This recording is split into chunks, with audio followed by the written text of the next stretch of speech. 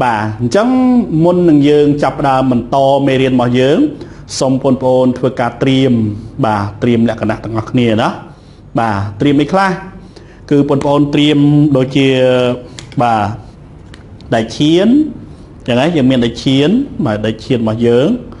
bà đại chiến một phê này cả bán bà một phê chẳng mấy cả bán ôi thì ai pra bàn đó bà miền đại chiến miền bần tốt bà miền bần tốt bà bần tốt trăng ní bà bần tốt sầm rập cục trắng bà miền bần tốt trăng nắng miền rapater bà rapater sầm rập thuộc cả tìm tốt rồi riêng trời pra xinh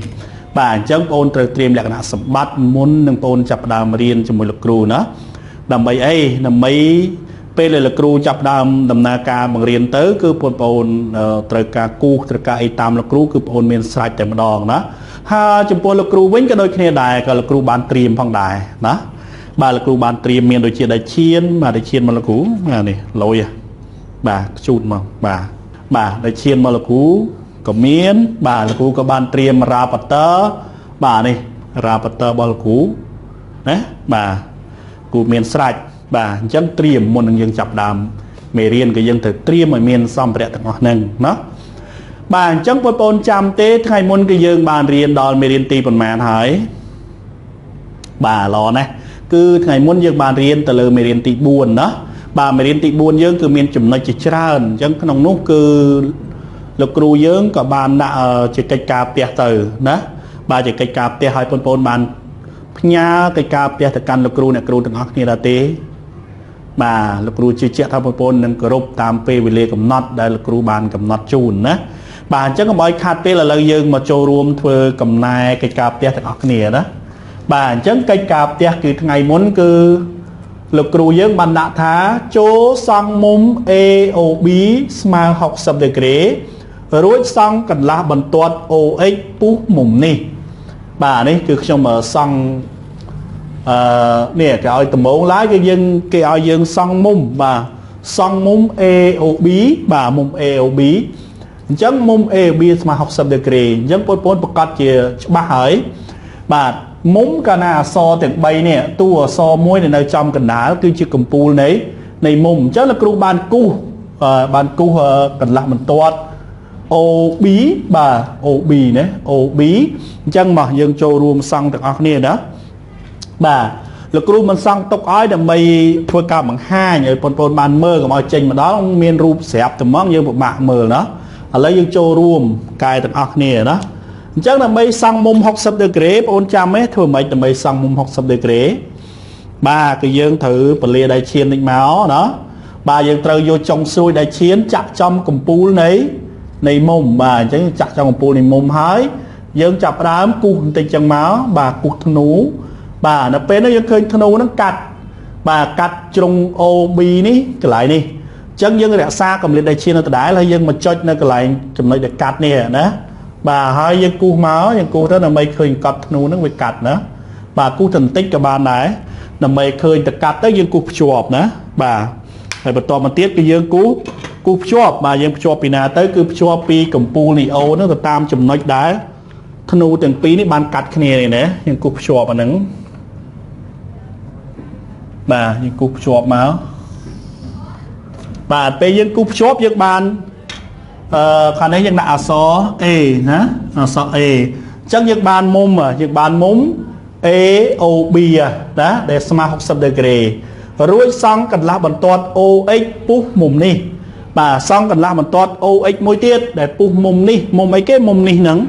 គឺមុំ AOB ហ្នឹងគឺពុះមុំមួយហ្នឹងណាបាទអញ្ចឹងលោកគ្រូសុំបញ្ជាក់បន្តិចតាក់ទងទៅនឹងចំណុចនេះដើម្បីសង់កន្លះបន្ទាត់ពុះមុំដំបូងឡើយគឺយើងត្រូវសង់ធ្នូមួយបាទសង់ធ្នូកាត់ជ្រុងទាំងពីរនៃមុំប៉ុន្តែមកដល់កន្លែងនេះបងប្អូនសង្កេតឃើញមើលធ្នូទី1ដែលយើងក្រុងសង់ហ្នឹងគឺវាមានស្រាប់ទៅហើយវាមានស្រាប់នេះពេលដែលយើងសង់មុំ60 ដឺក្រេហ្នឹងគឺមានធ្នូមួយបានកាត់ជ្រុង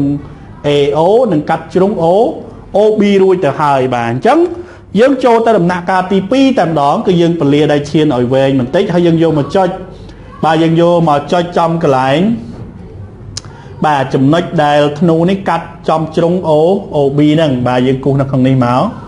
បាទបងប្អូនគូសបែបនេះណា បន្ទាប់មកយើងរក្សាកម្រិតដៃឈាននេះឲ្យនៅដដែលហើយយើងមកចុចចំកន្លែងដែលកាត់នៅជ្រុង AO នេះម្ដងហើយយើងគូសមួយទៀតមកបាទអញ្ចឹងបងសង្កេតឃើញជ្រុងហ្នឹងសង្កេតឃើញធ្នូហ្នឹងគឺកាត់គ្នាហើយអញ្ចឹងយើងគូសភ្ជាប់ណាយើងគូសភ្ជាប់ពីកំពូលនេះមុំទៅចំណុចដែលកាត់គ្នាហ្នឹងណាបាទ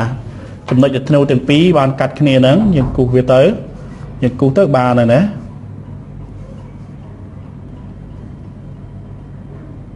បាទយើងគូសមកដល់នេះណាយើងគូសមកបាទអញ្ចឹងនេះយើងគូសអញ្ចឹងយើងបានអានេះគឺជាអក្សរអីគេគឺយើងដាក់មកគឺអក្សរ x បាទអញ្ចឹងយើងបាននេះអានេះគឺជាកណ្ដាស់បន្ទាត់ពុះមុំហើយបាទអញ្ចឹងចែកមុំនឹងជា2ប៉ុនគ្នាបាទអញ្ចឹងរូបភាពនៃកិច្ចការផ្ទះរបស់យើងគឺមានលក្ខណៈបែបនេះណាបាទបើសិនជាបងអូនគូសដោយមិនប្រើបន្ទាត់នឹងដៃឈានទេអញ្ចឹងវាអត់មានកលានឹងចេញមកទេអត់មានកលាស្នាមកលាស់បន្ទាត់អត់មានកលាដៃឈានអីចេញមកអញ្ចឹងណាបាទលោកគ្រូយើងដកបន្ទុកហើយពីបងប្អូនអត់បានប្រើប្រាស់បន្ទាត់នឹងដៃឈានក្នុងការសង់មុំនឹងឡើយណាបាទអញ្ចឹងលោកគ្រូជឿជាក់ថាបងប្អូនកិច្ចការបងប្អូនដែលធ្វើពិតជាត្រឹមត្រូវណាបាទអញ្ចឹងឥឡូវមុននឹងយើងចាប់ផ្ដើមធ្វើការបន្តមេរៀនទៅមុខទៀតបាទលោកគ្រូក៏មានសំណួរខ្លះចង់សួរទៅកាន់បងប្អូនទាំងអស់គ្នាថាតើមេរៀនថ្ងៃមុននោះគឺលោកគ្រូបានរៀនទៅលើចំណុចអ្វីបាទល្អណាស់បងប្អូនណាគឺលោកគ្រូបានបង្រៀនតាក់ទងទៅនឹងសំណង់មុំ60ដឺក្រេដោយប្រើបន្ទាត់នឹងដៃឈានបាទសំណង់មុំ60ដឺក្រេដោយប្រើបន្ទាត់នឹងដៃឈានបាទអញ្ចឹងគ្រូជឿជាក់ថាបងប្អូនចេះទាំងអស់គ្នាហើយណា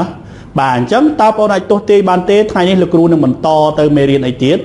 បន្តទៅចំណុចអីទៀតបាទ